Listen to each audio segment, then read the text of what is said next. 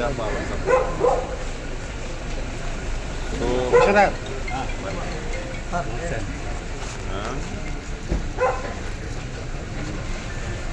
అది చెప్పేసి పోస్ట్పోన్ చేయండి. మళ్ళీ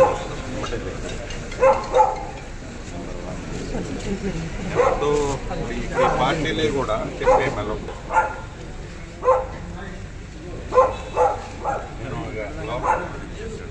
హలో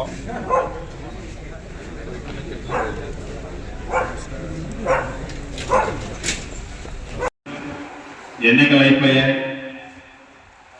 మీరు మేము మనందరం కళ నెరవేరింది. గత ప్రభుత్వాన్ని సాగనంపాం. ఇందాక తమ్ముడు చెప్పినట్లు కొత్త ప్రభుత్వాన్ని తెచ్చుకున్నాం. ఈ కొత్త ప్రభుత్వంలో ఏవైతే ఆనాడు ఎన్నికల్లో అభయ హస్తం ద్వారా 6 గ్యారంటీలు ప్రతి వేదిక మీద మా నాయకుడు రాహుల్ గాంధీ గారితో సహా 6 గ్యారంటీలు తప్పకుండా అమలుపరుస్తామని చెప్పాం. ఇప్పటికీ అమలుపరిచే దిశలోనే కార్యక్రమాన్ని చేపట్టాం.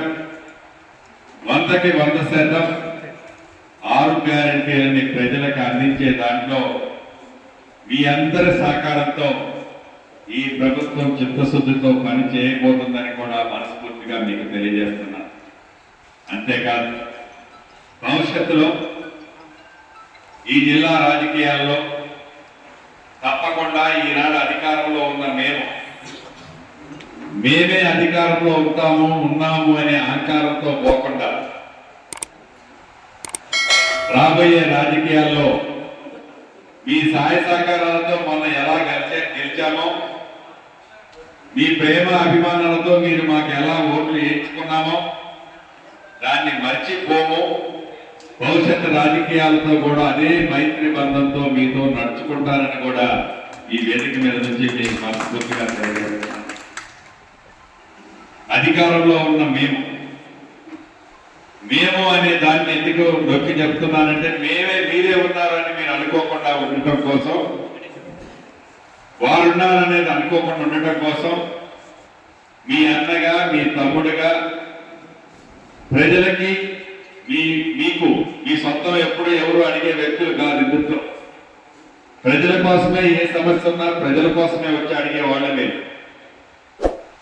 భవిష్యత్తులో ప్రజల అవసరార్థం ప్రజలకు మంచి చేసే దాంట్లో ప్రజల కోసం ఎప్పుడు మీ పోరాటం ఉంటుంది, భవిష్యత్తులో కూడా ఉండబోతుంది. కాబట్టి దానికి 100కి 100% ఈనాడు అధికారంలో ఉన్న ప్రభుత్వ పక్షాన నేను మీకు మనస్ఫూర్తిగా హామీ ఇస్తున్నాను.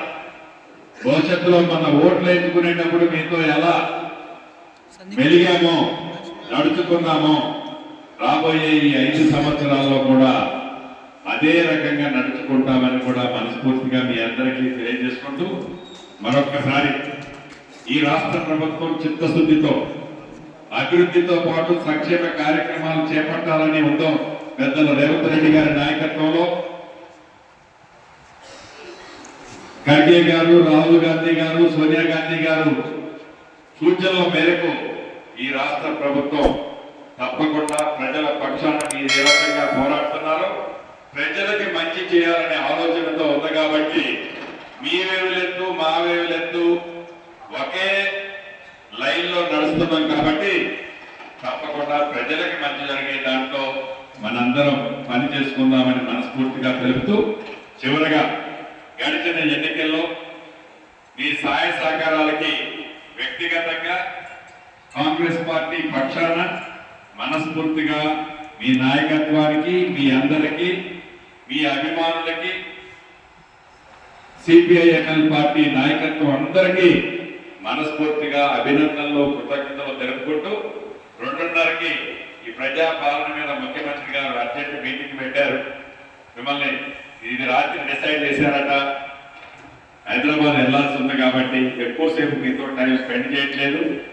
మళ్ళీ ప్రశాంతంగా ఖమ్మంలో ఉన్న రోజు ముఖ్య నాయకుల్ని మరొకసారి కూర్చోబెట్టుకొని అన్ని విషయాలు చర్చిస్తారని మనస్ఫూర్తిగా తెలుపుకుంటూ మీ అందరి దగ్గర సెలవు తీసుకుంటున్నారు.